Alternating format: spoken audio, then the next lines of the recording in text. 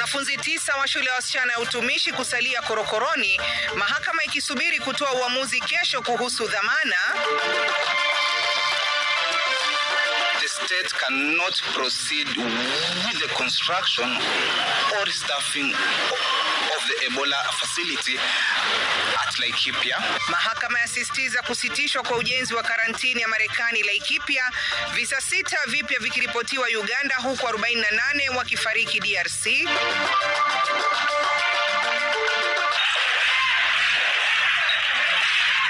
Makabiliano makali yazuka nje ya mahakama ya Narok, polisi wakikabiliana na wakazi waliokuwa wakijaribu kumtorosha mshukiwa wa mauaji.